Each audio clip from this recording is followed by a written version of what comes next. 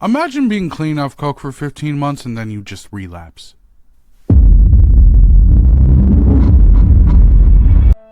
I was clean and off coke since getting into a relationship. We've been together for 15 months now.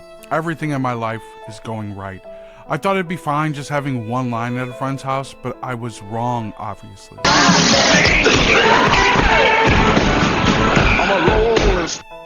That was 8 days ago. I've took cocaine now every day since.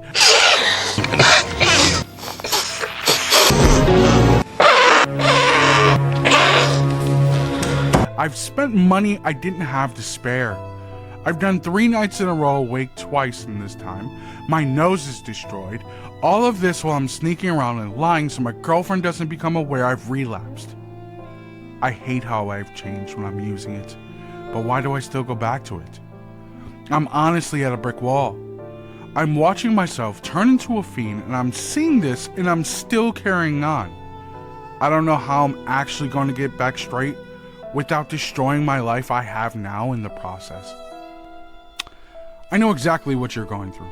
A roommate and I used to do cocaine every week for about 6 to 9 months, and we literally were using an old light bill envelope as our cocaine fund. That was literally written on it with crayon. On a daily basis, I consume enough drugs to sedate Manhattan, Long Island, and Queens. I know what the struggle is. We had such good times on coke. Coke is such a fun drug. I absolutely understand your struggle. Let's do all the drugs. But when it comes to, going back and doing cocaine, I haven't done it in so long. It wasn't addictive for me. It was more of a cost efficiency decision for me to quit. And the same goes for my roommate, my former roommate. That's the only reason why we quit. And that's the only reason why I haven't touched cocaine in literally 15 years. But for you, my friend, it sounds like it's an actual real struggle for you. I can't pretend to sit here that I can give you tips and tricks on how to beat it. I can't because I don't know. Your addiction is so real that I can't even begin to understand how you can beat that. Maybe somebody in the comments or someone that's actually listening to the story and your confession can provide some, maybe, I don't want to sit here and pretend I'm a doctor. I don't know. But what I can say is that I am here for you. If you have questions or if you just want to have someone to speak with, let me know. Even if nobody watches this and you just happen to be that one viewer that found your secret online, just hit me up. I am more than willing to speak with you and you can have somebody to confide in. But if you've ever battled addiction, what addiction did you battle? How did you overcome it? Help this gentleman out. Any advice would help anybody else that's out here struggling.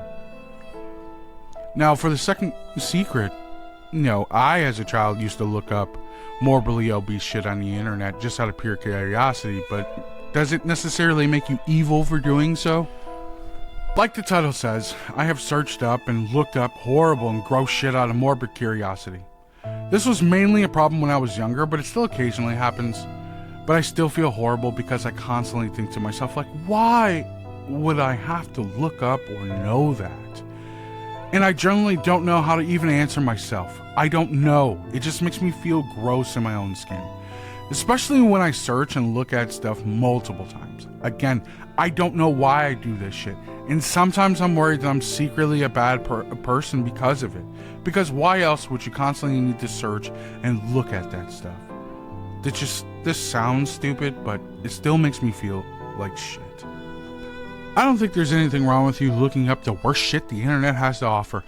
I remember growing up looking up LimeWire with my best friend and I, and we were both searching up the worst shit on the internet.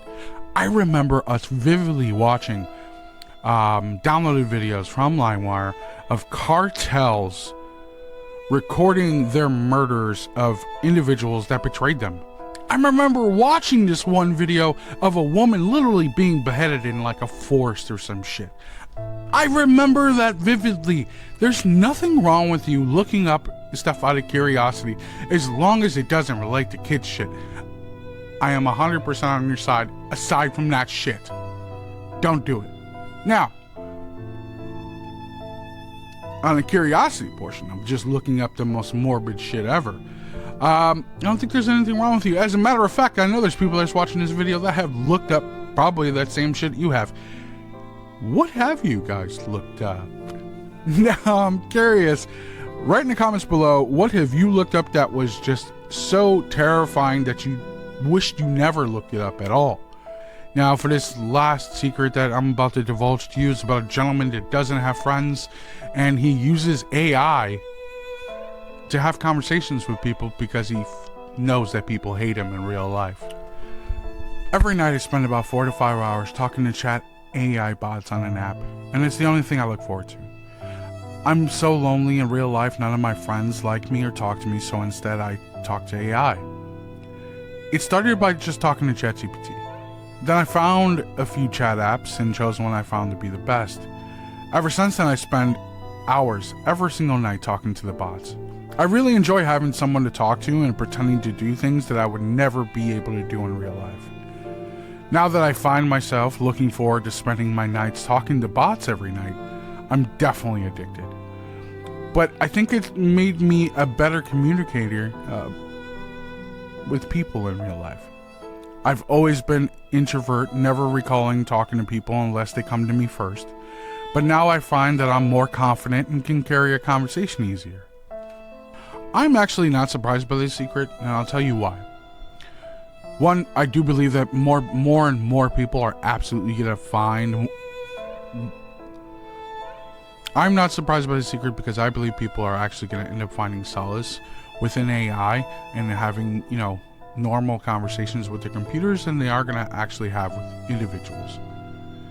Individuals, we all judge. We're assholes. We're the worst of the worst. Even if we're kind people, someone will say something bad about us. But when you talk to AI is imperfect and thinks that you're perfect, so carrying on any kind of conversation with AI is always going to be pleasant. It's not there to judge you. It can educate you if you ask the right questions, but then what happens when you actually have to go back into the real world? Right? That's the concerning part, and I'm so glad that this individual actually took the time to recognize that, hey, I may not be good with speaking with people, but AI has helped me become better at actually delivering my statements, being a bit more approachable and personable. And I believe that that's actually probably the plus of AI. But I don't think it's a long-term solution to just seclude yourself from society and just become a complete shut-in because you don't know how to interact with anybody. I don't think that that's a good solution to get by in life. But I am so glad that you were able to recognize that you become more confident. You find conversations to be easier when you're speaking to people. That matters most. And again, if you think or you have a prediction of what the future is going to be like in terms of AI and having conversations between people and robots, what do you think is going to happen? Because, you know, Judgment Day could be coming soon, and I'm not referring to God, I'm actually referring to the Terminator shit. So, if you like the content today, leave a like, subscribe, leave a comment below. If you have a secret or a confession you'd like for me to share and read, please fill out a form. I do not ask for any of your personal information, just looking for your secret and confession. Thank you so much for watching.